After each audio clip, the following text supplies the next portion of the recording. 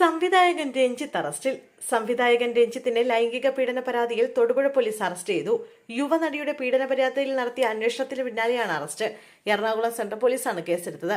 ഇടുക്കി എസ്പിയുടെ നിർദ്ദേശപ്രകാരമാണ് അറസ്റ്റ് ചെയ്തിരിക്കുന്നത്. നടിയുടെ രഹസ്യമൊഴിയും രേഖപ്പെടുത്തിയിരുന്നു. രഞ്ജിത്ത് നിലവിൽ തൊടുപുഴ പോലീസിന്റെ കസ്റ്റഡിയിലാണ്. കൊച്ചി പോലീസിന് ഉടൻ തന്നെ കൈമാറും. രഞ്ജിത്ത് ഇപ്പോൾ സംവിധാനം ചെയ്യുന്ന സിനിമയിൽ അഭിനയിക്കുന്ന നടിയാണ് പുതിയ പരാതിക്കാരി. നിലവിൽ ചിത്രീകരണം നടക്കുന്ന സിനിമയുടെ ലൊക്കേഷനിൽ വെച്ച് പീഡിപ്പിക്കാൻ ശ്രമിച്ചുവെന്നാണ് പരാതി.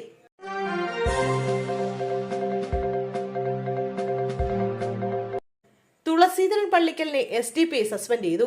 ഗുരുതരമായ അച്ചടക്ക ലംഘനം നടത്തിയതായി ബോധ്യപ്പെട്ടതിന്റെ അടിസ്ഥാനത്തിലാണ് പ്രാഥമിക അംഗത്വത്തിൽ നിന്ന് സസ്പെൻഡ് ചെയ്തതെന്ന് ദേശീയ ജനറൽ സെക്രട്ടറി മുഹമ്മദ് അഷ്റഫ് അങ്കജാൽ പറഞ്ഞു. പാർട്ടിക്കെതിരായ വിമർശനത്തിൽ നേരത്തെ തുളസീധരൻ ഖേദം പ്രകടിപ്പിച്ചിരുന്നു.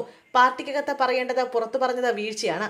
മഞ്ചേശ്വരത്തെ സ്ഥാനാർത്ഥിത്വം ഉൾപ്പെടെ പാർട്ടിയുടെ തന്ത്രമായിരുന്നുവെന്ന് ഇപ്പോൾ തിരിച്ചറിയുന്നുവെന്നും തുളസീധരൻ ഫേസ്ബുക്കിൽ പങ്കുവച്ച വീഡിയോയിൽ പറഞ്ഞിരുന്നു.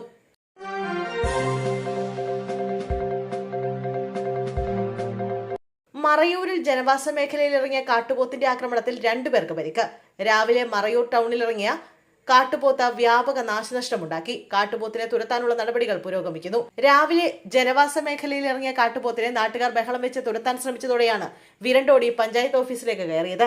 പഞ്ചായത്ത് സെക്രട്ടറിയുടെ മുറിയിൽ കയറിയ കാട്ടുപോത്തിനെ ഏറെ പണിപ്പെട്ട് പുറത്തിറക്കി. ഇതിനിടെ സമീപത്തെ ഹോട്ടൽ, ബാങ്ക് എന്നിവിടങ്ങളിൽ നാശനഷ്ടമുണ്ടാക്കി. പിന്നെ മറയൂർ ടൗണിനോട് ചേർന്നുള്ള കുമ്മാട്ടുകുടി ആദിവാസി ഉന്നതിയിലേക്ക് നീങ്ങി.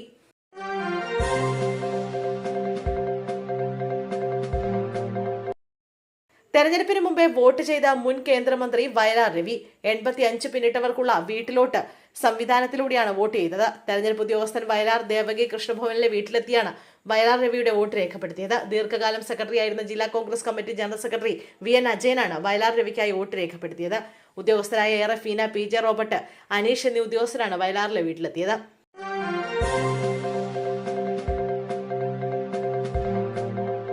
വണ്ടാനം മെഡിക്കൽ കോളേജിൽ ചികിത്സയിൽ കഴിഞ്ഞിരുന്ന അമ്മയ്ക്ക് കൂട്ടുവന്ന 12-കാരിയെ ഉപദ്രവിച്ച കേസിൽ പ്രതിക്ക് തടവ് ശിക്ഷ.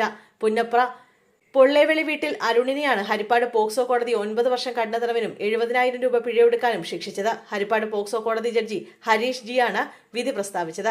പ്രതി പിഴത്തുക അടയ്ക്കാത്ത പക്ഷം അധിക തടവ് അനുഭവിക്കേണ്ടി വരും. 2024 മെയ് 13-നായിരുന്നു കേസിന് ആസ്പദമായ സംഭവം. വണ്ടാനം മെഡിക്കൽ കോളേജിൽ ചികിത്സയിലായിരുന്ന അമ്മയ്ക്കൊപ്പമാണ് പെൺകുട്ടി ആശുപത്രിയിലെത്തിയത്.